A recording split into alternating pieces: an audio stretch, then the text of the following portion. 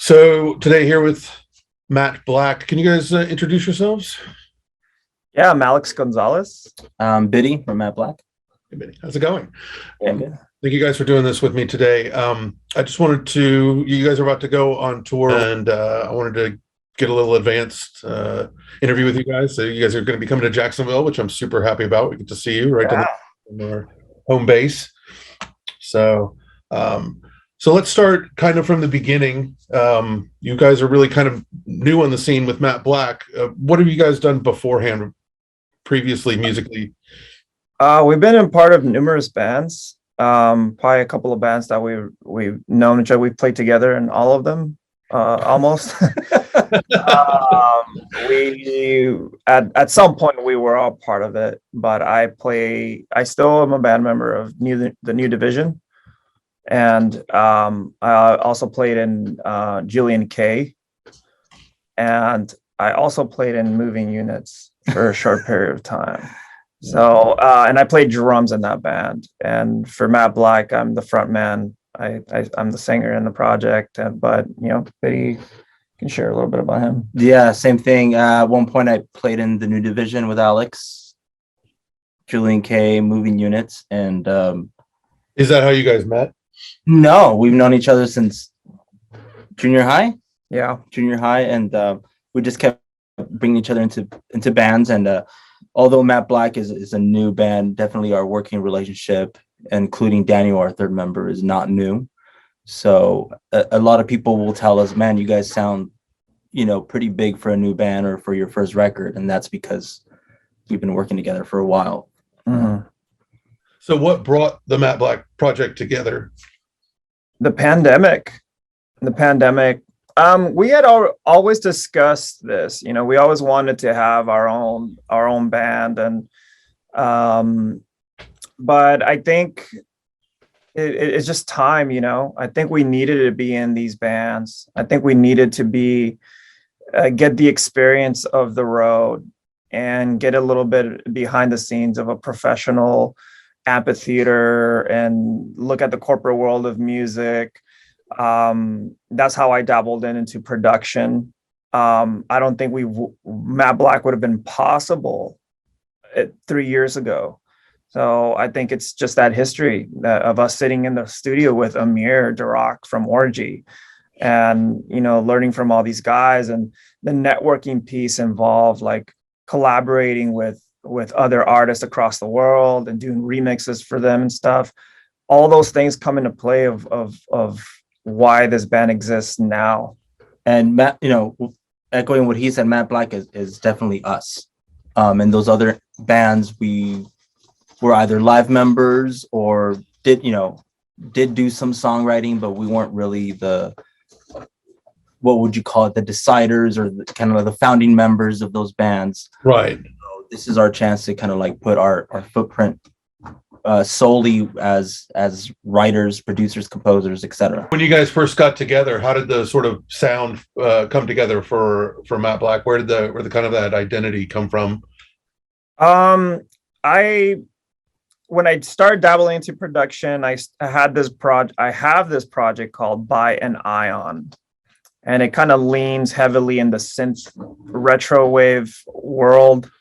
And I was collaborating with some artists and whatnot. But during the last record, because we were writing in the last record of Julian K, our Harmonics Disruptor, and we would write songs individually. We would create these, darker songs that would kind of fit that album that Julian K was trying to make at the time. And Bear was one of the songs that I had written for Julian K. And I had a couple of other dark tracks, and he had written, I think, a section of Western Fold, which was also for Julian K. We're just kind of like emailing. I text him, I'm like, send me that track. It sounds cool. We were coming up for like an intro. What would be a cool intro song to start the whole set live? And I wrote Western, a part of Western Fold, and the guys kind of shelved it, and then he texted me right away. He's like, send me that. I want to do something with it. Yeah, and I think we just kind of stumbled upon it. But I think mainly Matt Black is always what we wanted to do, and it's always what we weren't able to do with other bands and other artists, because they had a different style, whatnot. But these are all the elements, all the things we've always loved in music, that we grew up on, that we're inspired by, all these little hints, and there's a lot to discover if you peel the layers of the Matt Black music. If you listen to every song, you'll see it's like, oh, this is very interesting, weird way to approach a song here. And it's because of the way we were raised, and the type of music we listened to over the years, new and old. Well, absolutely. I think I've listened to the album a couple of times, and I think the tracks echo that, both influence and a kind of a new step in the evolution of the sort of dark wave scene that we're all loving or a part of. So, how is the kind of the regional and local scene out in California? You don't often think of these type of bands coming from sunny California. They're mostly coming from Germany or Europe somewhere. So It's actually thriving, dude. I mean, aside from LA always kind of having its own scene, both underground and kind of like their mainstream version of like industrial or goth or whatever, they do have a great underground scene. San Diego is thriving very hard. There's 3 to 4 nights a week sometimes. It's crazy, of either a dark wave, goth, industrial, dark dance, throwback 80s. But there's not a lot of artists coming out of here. I mean, I could probably name all of them in one hand. gotcha. So it's kind of cool to be one of the bands coming out of San Diego with this style of music. But definitely there's an audience here, and we didn't know off the bat if even our hometown would accept us, take us under their wing and really like us, because before this, the other bands did kind of dabble in that sound, but they weren't primarily a dark alternative band, sort of, but not really. And we took it to the next level, and we didn't know if, I still don't think that we're purists in the industrial scene. We're definitely not. We have a very modern sound, and Alex has a really great voice that he likes to utilize. So, he says no, but I'm here to brag for him because he can't do it. So, we're not that very, I wouldn't call our sound very obscure. I would call it very melody driven, even though there is very harsh industrial beats at times. I feel like I dragged that question out too long, pretty long. But San Diego does have a great scene, and a great nightlife scene. So now, are you guys self-producing this whole thing, or are you working with a label, or are you searching labels, or what's the process right now going on? Yeah, This is the first album, but we're entirely self-produced, self-released, up to the marketing, up to the merch, right? It's all managed through us, by us, for us, by us. Was it FUBU? Yeah, are you self-funding? It's all in-house. We spoke to several labels before we released I'm Waving Not Drowning, and labels are a necessary evil, but I only think labels are necessary unless they have something really big that they can offer. Unfortunately, a lot of artists that self-release don't have some of the education to release their own music. Some of the artists don't even know what a distribution company is and what it does. They don't know how to market themselves. They don't know how to utilize advertising on social media. So they rely heavily on these labels to do that for them. And believe it or not, sometimes some of these labels don't even do that for them. They just take the content, release it, and the artist doesn't end up getting anything.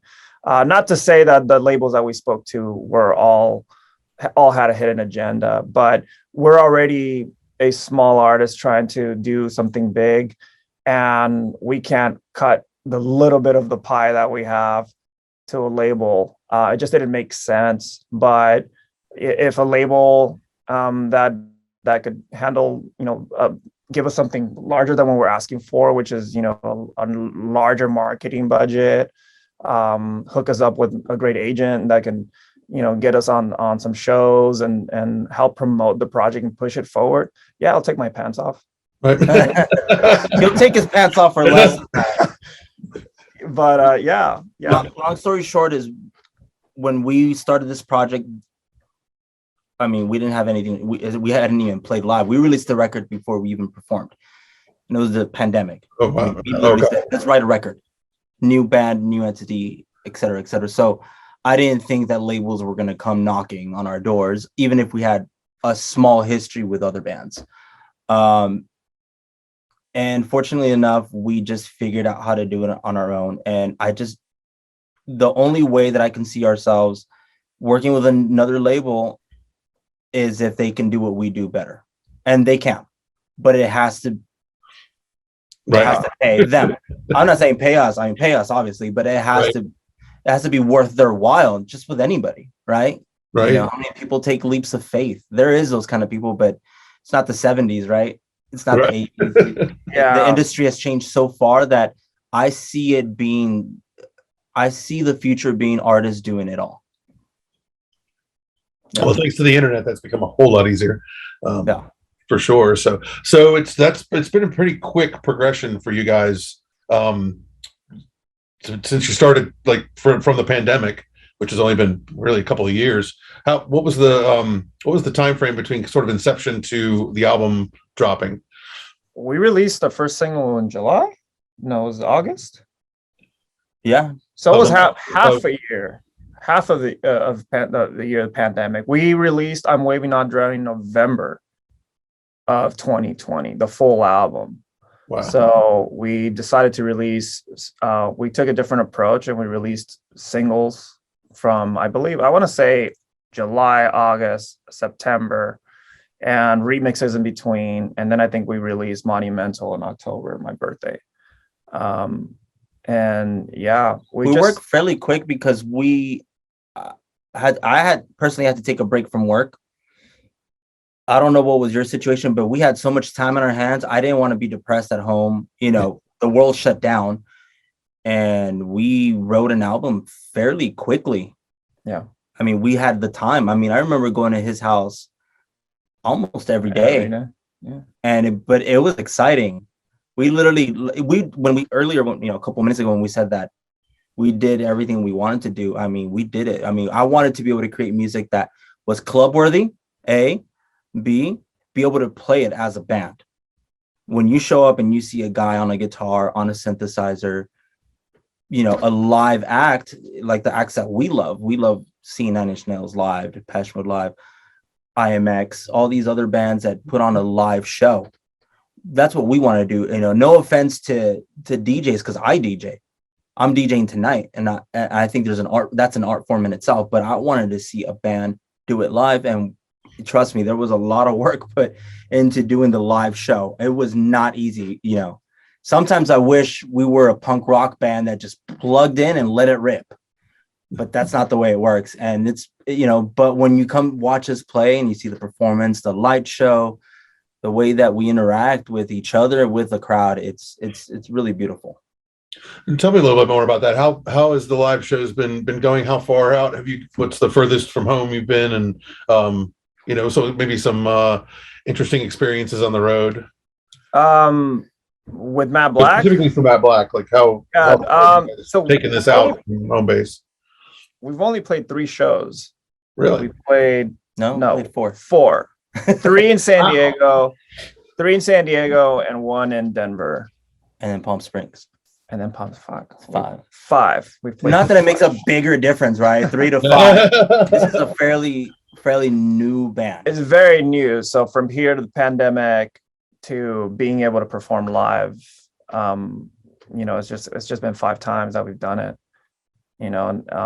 But it was a lot of fun, just kind of deconstructing the music and seeing how we're going to perform it live, grabbing samples, how we're going to, put them on samplers, put them on keyboards, what's going to be guitars, what's going to be live drums. There's a lot of live drums. I think all of us have drums on our ends of, and like Bidi said, we just kind of wanted to make sure that we put a good show, because I believe And I mean, this might not even be a part of your question, but there's a missing part in that mystique of bands. You know, nowadays you just see two dudes, like one on a laptop and the other one singing, or a girl and a guy, or just one just dude. call out B&B Nation. It's fine. Just one guy, and that's it. And that's all great and all, because when it comes down to it, they write great songs. But you know, us being live musicians, man, I got excited seeing, you know, Josh Freeze, you know, I'm playing drums, or going to see Motorrad and seeing these guys, like, what the hell are they doing up there? What did you see that? What type of? And it's a different experience live because they're manipulating the sound live as well. Yeah. Making it sound like the record, different and sometimes better.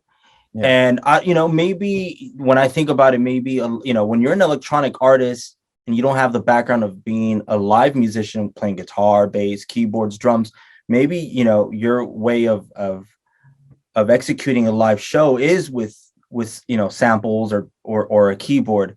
And that's fine and dandy. But I think that us, with our background as being live musicians on a professional level, we need to use that. We need to use that to our favor. You know, we need to, you know, there's nothing like playing a live guitar on top of, you know, music, or a piece of hardware like an actual Moog synthesizer on stage, and hearing that sound and manipulating it live. Yeah. So it's been very exciting. I think we, you know, and it keeps growing, you know, the live show and the interaction keeps getting better. And the lighting was important. You know, I kind of put my foot down on that. I was like, we're not jumping on stage unless Matte Black, because there's the music and there's also the aesthetic of the photos that you've seen, some of the visualizers that we've seen. And if we've already kind of set an expectation of what this band is kind of like, and you go to the show and it doesn't mirror that, that was a very important piece, is that we have to have a light setup, and we have to have, you know, an experience for our fans that are going to come see us, especially on our first show. We sold out the thing. And where was that at? It was down here in San Diego at Casbah. But for a band that's never performed, that doesn't have anything really except for one album out, to sell out the Casbah is kind of unheard of.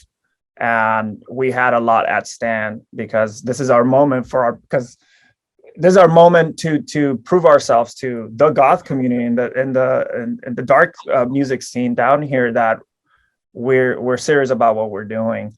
And, you know, we wanted to put a huge production along with it, that along with performing, we manipulate the lights with our instruments, with our music through MIDI. And it's very exciting to kind of be able to do all that stuff. So, but yeah, to answer your question, it's been fun doing the live stuff, and we're excited to actually be jumping on this tour finally.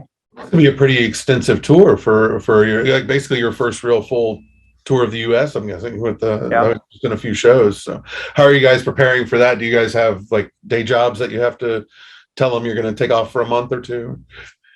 Yes, all of the above.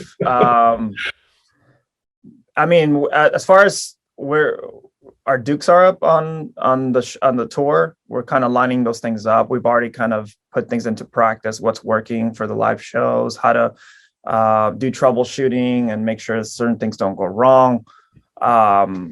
We have new music that we're going to be adding to the set, new music that's going to be coming out before the tour. And yeah, I mean, we luckily it's not a 2-month tour, 3-month tour where we're gone for a long time. So, you know, I do work. You know, I'm a father, I have kids and stuff, and I kind of have to like separate from all those things. But, you know, music is everything I love. How did you guys get hooked up on this tour, being so kind of new out of the box? Solar Fakes, I want to say tour manager / agent, either agent or tour manager.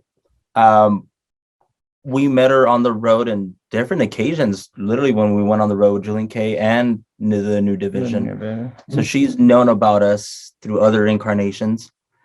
And when she found out, oh, you guys are doing your own thing now, I heard the record, it's great, I really think you would sound great if you partnered up part of the package with Solar Fake, she called us, and we saw it as an opportunity to play the East Coast market and some of the South. You know, when it comes to the West Coast, that's our territory. I mean, we can drive out of San Diego, set stuff up on our own. East Coast, little harder, right? At least for us, for a new band. So to be able to partner up with an already existing band and someone who already took care of the logistics seems like something we can definitely be a part of. And I think that they have an audience, and I think their audience is going to really like us. That's awesome. So you said you guys are working on some new music to release before that? Yeah, we have some music that's finished. We have a single that should be releasing. Hopefully, I mean, everything's lining up. We should get that for mixing by the end of week. So that should be ready. So it's just a matter of getting the content ready. But yeah, for sure, we're gonna have a new single or a couple of singles by the time we go on tour. I'm not sure. Are we calling it Midnight still? Oh, I think so. Yeah, I think the single's going to be called Midnight. Yeah. So if it's not called Midnight by the time this releases, If it's not called Midnight, it's going to be called Alex's Pants Are Off. Yeah. But I do have to say that nothing on the previous record sounds like this. It's just I do, in my opinion, it is growth. So it just sounds like a more mature, more focused song. And it's my favorite song that we've done to date. I felt like that about Monumental and Pure from the last record, and I was like, man, Monumental is like, how do we do that again? Like, how's that? I don't remember doing that. How do we do that again? But then this song comes out, and now this is a whole different animal. It's just so atmospheric. It's dark. It checks all the boxes of music I love. Where did Monumental fall in the kind of creation of the album? Was it like the first thing you did, or the last, or the last? It almost didn't even make the album. Really? It was at the end of it. I think we had already submitted mostly everything for mixing, maybe even mastering. And he started working on the main beat and verse. And he calls me in, and then he's like, let's work on this. And it was pretty fast. We did struggle a little bit with it, but it made it within the time constraint of being able to put it in the album. And Alex was like, I think we're going to release it later. It's going to be a nice little surprise after the album, a couple months later. And I showed it to my girlfriend, and maybe we showed it to a couple of friends, and they're like, you guys are fucking dumb if you don't put this in the album. If you don't put this in the album, you're making a big mistake. It's probably the best song so far. So put it in the album. And then I convinced this guy, and he took his pants off for the third time.